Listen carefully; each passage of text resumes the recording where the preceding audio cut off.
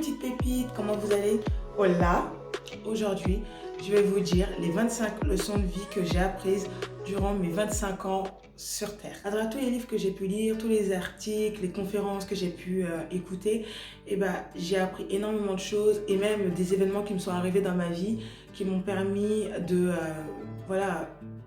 ça m'a permis de changer mentalement, mais aussi de réussir à mieux me construire. Et ces petites choses qui sont simples sont des réelles leçons de vie que j'espère vous aussi vous allez apprendre. Et peut-être pas forcément de la façon dont moi je l'ai apprise parce que c'était un peu rude. D'ailleurs, si un jour j'ai l'occasion, je vous expliquerai un peu ce qui m'a tant donné envie d'être dans le développement personnel. Mais ce sont des leçons de vie, je pense que tout le monde devrait connaître, histoire d'être beaucoup plus en harmonie avec tout le monde et voilà, de réussir à comprendre tout le monde, de ne plus avoir de différends. Leçon de vie numéro 1, préparez-vous toujours à fond. S'il s'agit d'un examen, apprenez toujours pour. Si il s'agit de passer un oral, essayez de parler le plus souvent à l'oral. Vraiment, donnez-vous à fond et faites toujours de votre mieux. Laissez le destin faire. De toute façon, vous n'avez plus le pouvoir sur ce qui va arriver après. Mais en tout cas, donnez-vous à fond au moment où vous pouvez le faire, où vous avez encore l'occasion, vous avez encore la main prise sur l'événement qui doit arriver. Et donnez-vous à fond parce que c'est le principal. Et comme ça, vous dormirez mieux. Et si quelque chose de négatif doit arriver, en fait, après ça, vous pourrez toujours vous dire que vous n'aurez rien pu faire de plus parce que vous êtes déjà donné à fond. Ne jugez pas trop vite les gens. Généralement, on a une première impression et on reste figé sur ça. On n'essaye pas de connaître un peu plus l'autre personne, de creuser un petit peu plus. Non, on reste sur la surface. Et c'est tellement dommage parce que des fois, il y a des personnes qui sont timides en apparence, mais qui au final, lorsqu'on les connaît bien, sont superbes. Et vraiment, on se dit, mais waouh! Si j'avais pas pris le temps de mieux la connaître, je serais passée à côté de ça. Alors que des fois, il y a aussi d'autres personnes qui, en apparence, sont superbes et d'être super sympas ou tout simplement d'être dans le même mood que vous, mais au final, non, sont les pires que vous n'avez jamais connus. Vous regrettez en fait de les avoir rencontrés. Ça, c'est tout simplement parce que vous n'avez pas pris le temps de bien connaître la personne. Vous êtes juste lancé sur les apparences et du coup, voilà, vous vous retrouvez du coup avec une personne qui est plutôt mauvaise dans votre vie. Il faut comprendre que tout le monde, mais vraiment tout le monde, manque de confiance en soi. Personne est super confiant, ça n'existe pas. Il y a des niveaux. Il y a des personnes qui manquent totalement confiance en eux. Il y en a qui ont plus de confiance en eux que d'autres personnes. Mais personne a totalement confiance en soi parce qu'on est tous des humains. On n'est pas des robots. On a tous des sentiments. On a tous peur de ce que les autres vont penser. Même la personne dans votre entourage qui a l'air d'être la personne la plus confiante, elle aussi, lorsqu'elle rentre chez elle, elle se pose des questions, ou même quand elle fait une action directement, elle se pose des questions. Finalement, la confiance en soi, c'est un truc nominal qui devient tellement inutile et basique lorsqu'on se rend compte que tout le monde, mais vraiment tout le monde, manque de confiance en soi. Le plus important, ce n'est pas l'arrivée, mais vraiment le chemin parcouru pour arriver au point. Dites-vous que tout ce qui vous arrive dans la vie, généralement, c'est pour vous faire grandir, c'est pour vous apprendre des nouvelles choses. Et gardez aussi en tête que ce qui ne vous tue pas vous rend réellement plus fort. Leçon numéro 5, apprendre à être un peu plus sympa, un peu plus gentil avec soi-même. Parce qu'on a tendance à tellement se faire des reproches. On n'a même pas besoin d'autres personnes pour ça. Vous voyez les méchants dans les films Disney, généralement le méchant, c'est nous-mêmes. Imaginez, prenez par exemple votre enfant ou votre futur enfant si vous n'en avez pas. Est-ce que vous irez le voir et lui dire que t'es nul, de toute façon tu n'arriveras jamais dans la vie, oui de toute façon t'es qu'une merde et oui voilà truc. Non, on n'y penserait pas de faire ça, on aura plutôt tendance à vouloir le rassurer, à vouloir faire en sorte que tout aille mieux pour lui et qu'il ait une meilleure vie par rapport à nous parce qu'on veut toujours que du bien quand on est parents pour ses enfants. Alors essayez de penser pour vous comme vous auriez pu penser pour votre enfant. Là, comment vous êtes méchant avec vous, dites-vous que personne normalement est méchant comme ça avec vous. En plus, ce qui précède « je suis » généralement devient une vérité. À force de répétition, vous allez devenir ce que vous dites que vous êtes. Donc essayez de dire que vous êtes formidable, essayez de dire que vous êtes sympa, essayez de dire que vous êtes bon. À force, ça va rentrer et vous allez devenir tout ça. Point numéro 6, ne pas se comparer aux autres. N'essayez pas de croire que chez l'autre, c'est toujours mieux.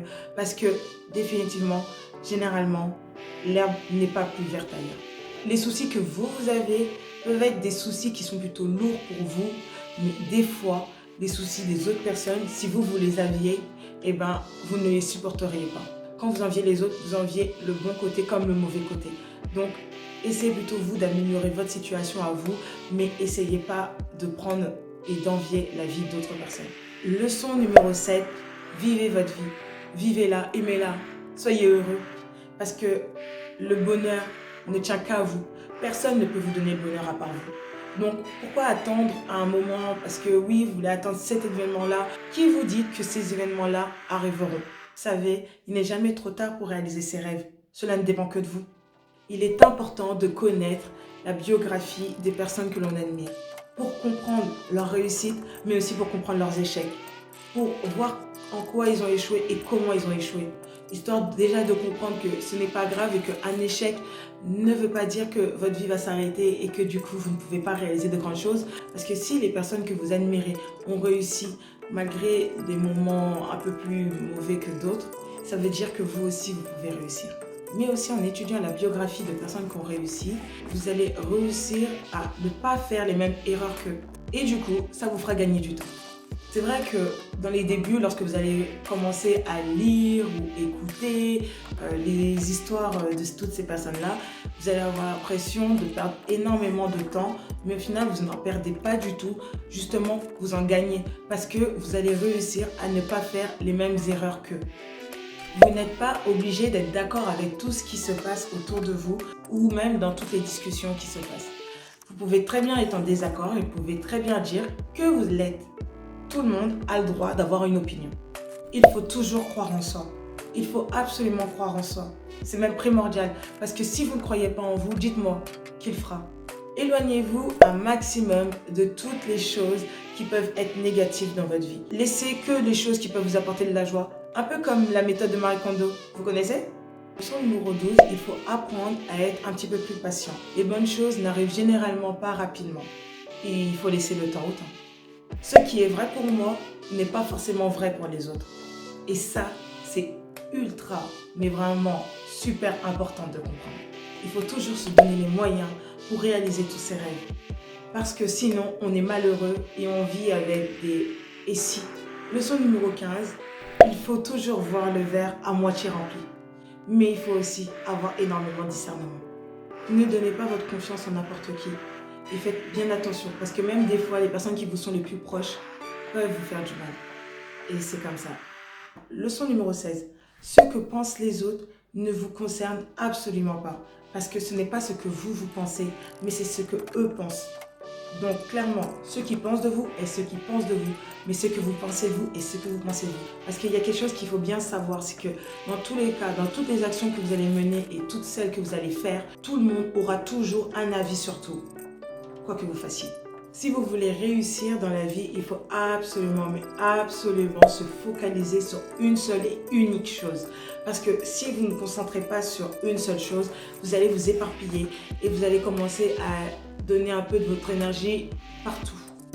Et par conséquent, vous allez disperser votre concentration. Et c'est tellement dommage parce que des fois, on donne trop d'importance à des choses qui n'en valent absolument pas la peine, mais on continue encore et encore et encore toute notre vie et ça continue. Leçon numéro 18. On peut choisir de quelle façon on décide de voir la vie. Tout est une question de perspective et concrètement, cela ne tient qu'à vous. Il faut absolument connaître toutes ses qualités, mais encore plus tous ses défauts. Croire que vous allez réussir à changer quelque chose dans votre vie alors que vous faites exactement les mêmes choses et vous avez toujours les mauvaises mêmes habitudes, ça serait une totale grande folie.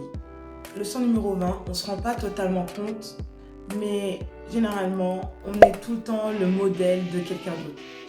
Et du coup, des fois, il faut faire un petit peu attention à ce qu'on fait. À notre échelle, on inspire tous quelqu'un. Au final, ce qui pour vous pourrait être anodin, pourrait être quelque chose d'extraordinaire pour une autre personne. À chaque fois que vous avez un échec, posez-vous juste 5 secondes, respirez et posez-vous la question suivante. Est-ce que dans 5 ans, cet événement aura encore un impact sur ma vie? Si la réponse est non, alors respirez à nouveau et allez de l'avant. Leçon numéro 22, il faut comprendre que le passé, c'est le passé. que c'était des chapitres de votre livre, mais que pour pouvoir réussir à écrire un nouveau chapitre, il faut absolument tourner la page. On est à peu près tous capables de réussir à peu près tout ce qu'il y a dans le monde. Parce qu'on a tous à peu près les mêmes capacités, à part ceux qui ont vraiment beaucoup de chance et qui ont des avantages dans la vie avant même d'être nés. Mais sinon, pour le reste, on a les mêmes avantages. Enfin, on a les mêmes capacités du moins. Généralement, on est beaucoup plus fort que ce que l'on croit. Donc, n'ayez pas peur. Pour être heureux dans la vie, il faut avoir ces 4 choses. Il faut avoir des proches qui nous aiment et que nous aussi nous aimons. Avoir toujours quelque chose à faire. Avoir un but à atteindre et croire en quelque chose. Et la dernière leçon, donc la leçon numéro 25, passez énormément de temps avec toutes les personnes que vous aimez, toutes les personnes que vous chérissez, parce qu'il n'y a rien de plus important dans la vie que ça. Et voilà, c'était la fin de cette vidéo, j'espère qu'elle vous aura plu. Nous, on se retrouve pour une prochaine fois. Salut!